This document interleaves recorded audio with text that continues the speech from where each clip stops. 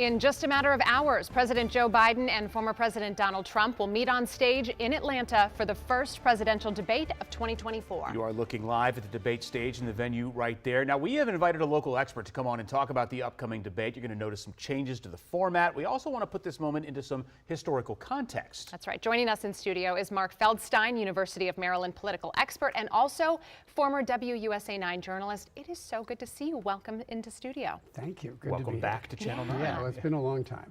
We wanted to start with the ratings. Let's go ahead and dive right in because I wanted to take you back to 2020. The first debate between Biden and Trump, that election cycle saw, that one saw about 73 million viewers for that debate. We've seen the numbers fluctuate. The highest rated watched debate in history, 84 million viewers, was Trump versus Clinton back in 2016. Where do you think today's debate is going to fall? Well, it'll be many, many millions of viewers. I mean, this is a singularly important debate. There are only going to be two.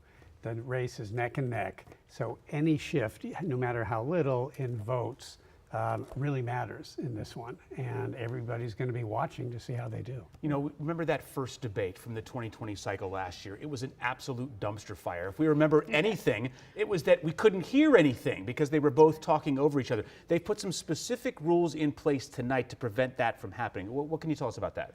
The rules are, first of all, they're limited in terms of time, but then the mic is off after that. So the idea is that they'll have to stick to the time limits. Now, we still might be able to hear them talking on the other person's mic, but the idea is to try to keep from the interruptions and try to make it a little more civil. Right. We'll see if that works. All right. I wanted to take you back, throughout history. It's usually the candidate with the best one-liners that we'll see take the win for the night. I think back to Reagan. He had a lot of really zippy one-liners in his debate. And so from a historical perspective, I wanted you to break down some of the televised debates that we've seen. Sure. I mean, most debates don't matter that much in terms of the final outcome, but there are a handful where it was everything. Kennedy-Nixon in 1960, Kennedy was pretty unknown. He, looked much better on camera, and he won the debate. He won the election narrowly. A lot of people who listened on radio thought Nixon won, but Kennedy was so magnetic and handsome, and Nixon was sweaty and not wearing makeup. The Reagan comment, as you say, he made light of the age issue, which is an issue both these men face tonight, and that helped kind of diffuse it.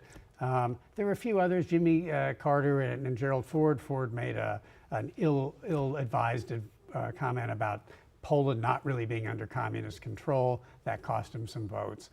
So there's a little bit of a gotcha game here going on too, both with the candidates with each other and the journalists with the candidates. Right, so it's not necessarily aiming to win the debate, maybe aiming just to not lose, to not have one of those slip-up moments that could define the whole thing.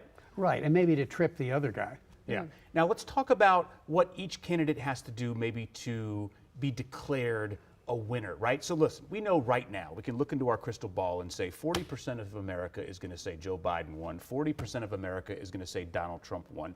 So for that 15 to 20% in the middle, what's going to have to happen for them, the undecideds, the undeclareds, the unaffiliateds, to say this is the person that won? It's a great question, and I'm not sure I know the answer to that. I think if there's some real obvious stumble, a freezing up, tripping, some verbal gaffe, we'll know that, probably in real time.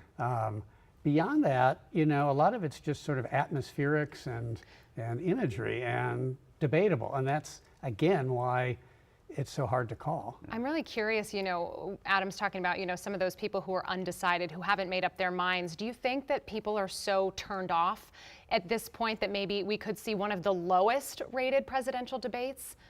Well, it's possible, although there's only going to be two of them. So if people are going to tune in, now is a good time to do it.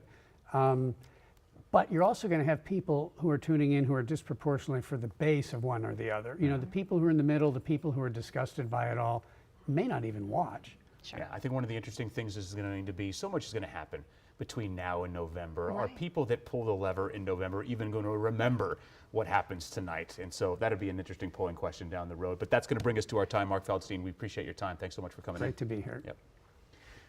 All right, and remember, you can watch tonight's debate live right here on WUSA 9. It's also going to be streaming live on the free WUSA 9 Plus app for Roku, Fire TV, and most streaming platforms. Then stay tuned for WUSA 9 News at 11 and Get Up DC tomorrow as well. We'll be verifying some of those claims UC made in real time during the debate.